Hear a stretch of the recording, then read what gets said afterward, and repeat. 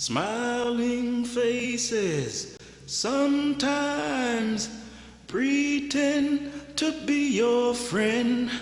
Smiling faces show no traces of the evil that lurks within. Smiling faces sometimes they don't tell the truth. Hi, I'm Joshua. I'm the Rainbow Warrior for the Land of Peace.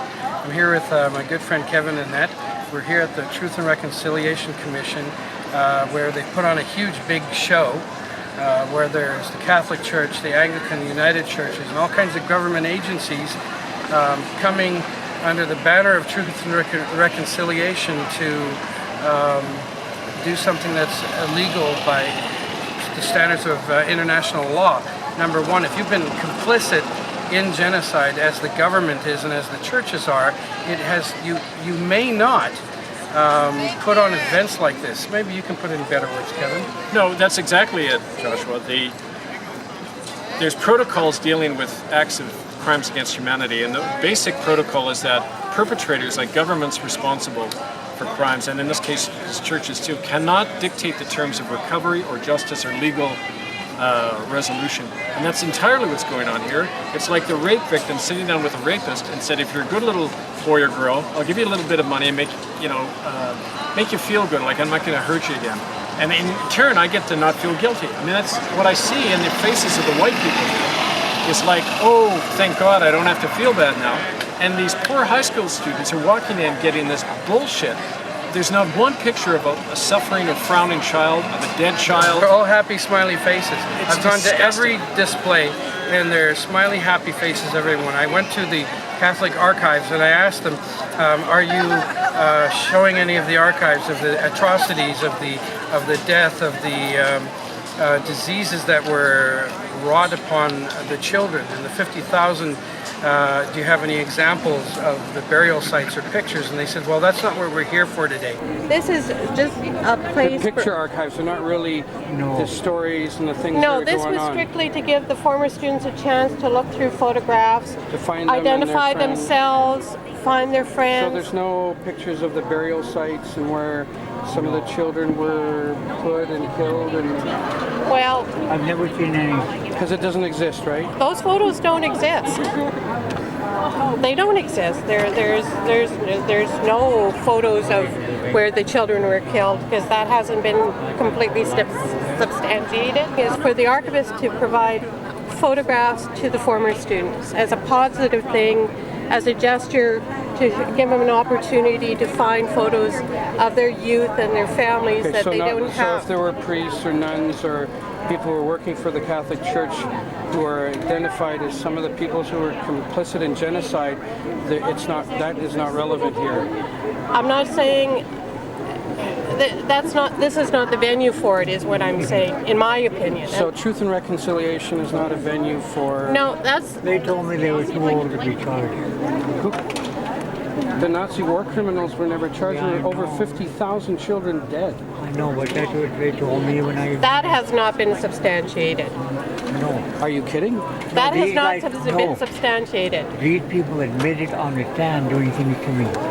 And they said they were too old to be charged. No, I'm talking about within the residential school system. I think within the government of Canada, they've been checking the deaths, and there's somewhere around 4,000 that have been substantiated so far. I would say that the names...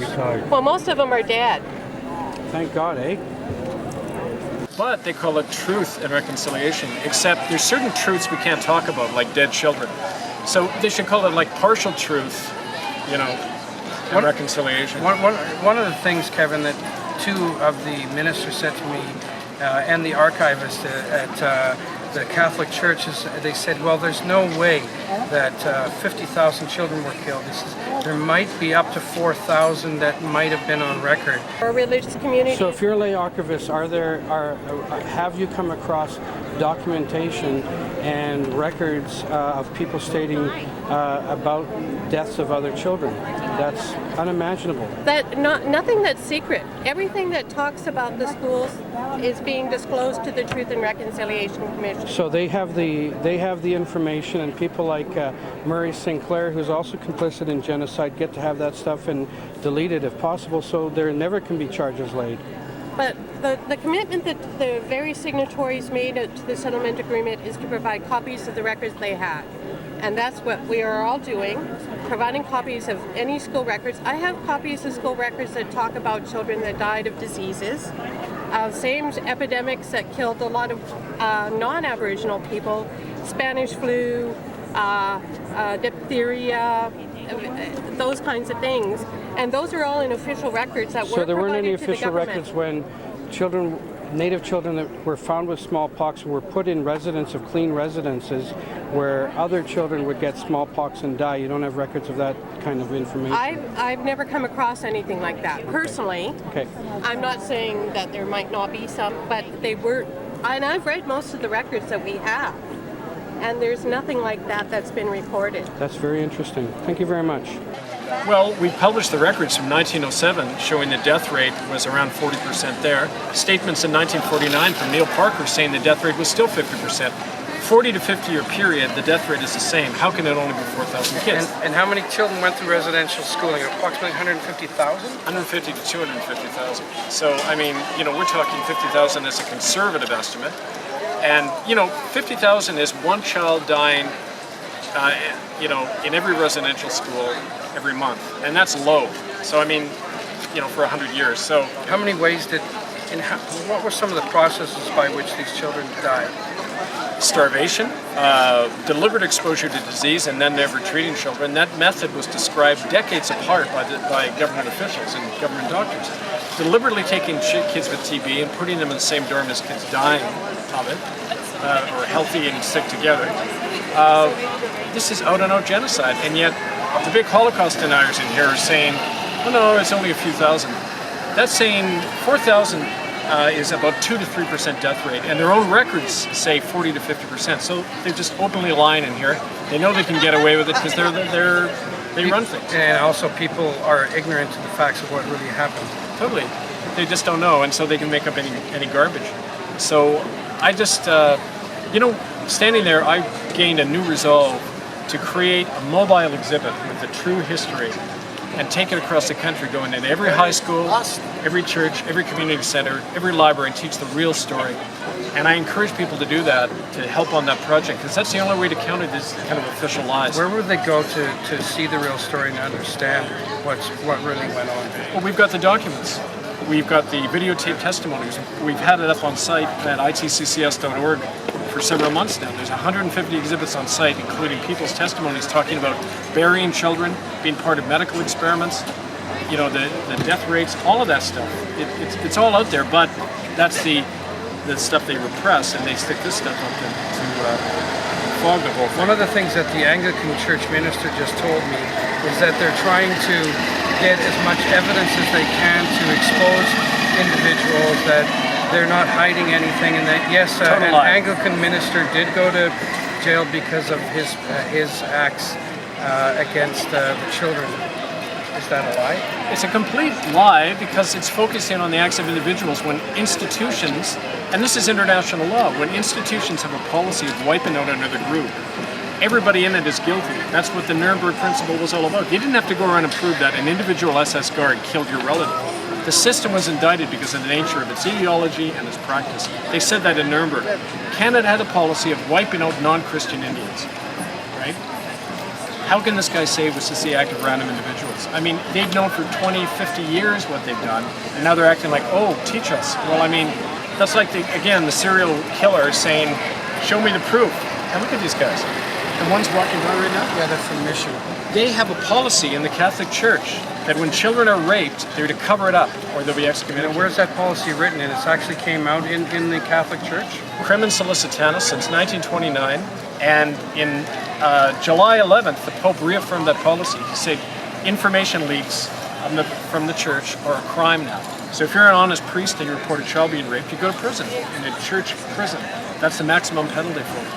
And they walk around acting like they're into healing. They're just, it's institutionalized child rape and trafficking. Hi, this is Kevin Annett, Eagle Strong Boys. I'm at the site of the Vancouver gathering of the so-called Truth and Reconciliation Commission. It's September 20th, 2013. Let me say first of all that I feel pretty disgusted with what I'm seeing. It's like a big shop, and it's emotionally very difficult for me to be here because of all of my friends who died, who went through residential school, who never got an ounce of justice, and yet the perpetrators are putting on this big show and expecting everybody to go along with it. So I'm here to register my protest. I want to show you a picture, first of all, of a little girl called Vicky Stewart. She died at the Edmonton Indian Residential School, beaten over the head and killed. She has never been brought home for a proper burial. There's not one person who's ever gone to trial in Canada still for the murder of any of these 50,000 children.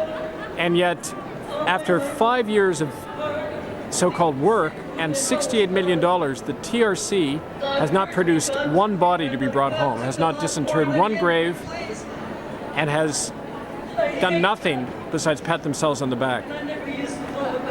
You know, when you commit a murder, you shoot somebody with a gun, and then you tell somebody to hide the gun, and then do a nice PR campaign telling everybody what a good person the killer was. The person who hid the gun and did the PR campaign is just as guilty under the law. Now, what is the difference between that and what the government and churches are doing with the TRC? They're patting themselves on the back. They kill 50,000 children, and then they pat themselves on the back, absolve themselves of any legal responsibility, and pretend they're involved in healing. It's the most disgusting thing, and it's a criminal act. That's the point. It's a criminal act going on here. Under international law, perpetrators are not allowed to set up healing and justice mechanisms. You need outside bodies coming in and doing that. So that's one of the reasons that last February, Murray Sinclair and 30 other people in Canada were found guilty of crimes against humanity. This is an arrest warrant for Murray Sinclair, the head of the Truth and Reconciliation Commission. We plan to serve this on him today. We're going to find him and serve it on him because he's committing a crime under international law. He's concealing a crime. He's aiding and abetting the cover-up of genocide. He's obstructing justice with the help of Canadian taxpayers. And it was once said to me that what's here in this cassette, this is 150 exhibits we produced independently proving genocide in Canada. We produced this for nothing. We produced more here for nothing than 5 years of the Truth and Reconciliation Commission at $68 million.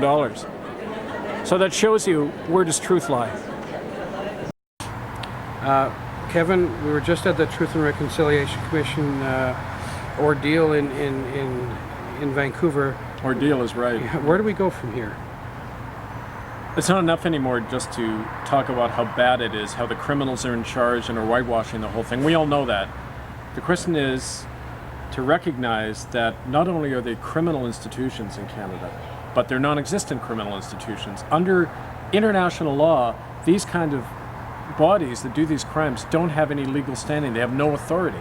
And that's when we say Canada's disestablished. The Crown of England, the Vatican, all these churches are being found guilty of crimes against humanity, so people are obliged not to give them any more allegiance or taxes or anything.